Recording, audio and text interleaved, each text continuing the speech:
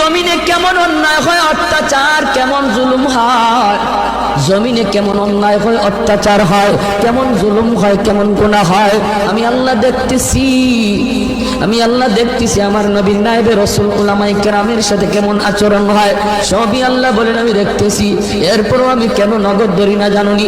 4 শ্রেণীর কারণে। লাউলা মাশাইখ রুক্তা ওয়াল শাবাব খুশা ওয়াল আতফাল রুদ্দা ওয়াল আনআম রুক্তা।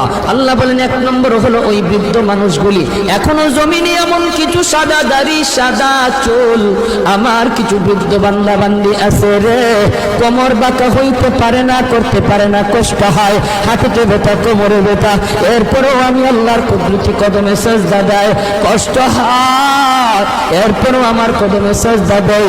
এই সেজদার দিকে তাকাইলে জমিনের প্রতি মায়া লেগে যায়। 2 নম্বরে আল্লাহ বলে ওয়াশবাবু খুশা,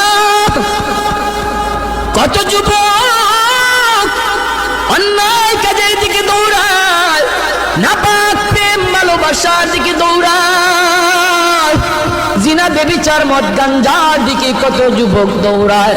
আল্লাহ বলেন কিন্তু এখন এমনও কিছু যুবক আছে যেই যুবক যৌবনের পাগলামি করে না, তার মনেও পাগলামি করতে চায়, তারও গুনার দিকে তার মন ডাকে কিন্তু যায় না।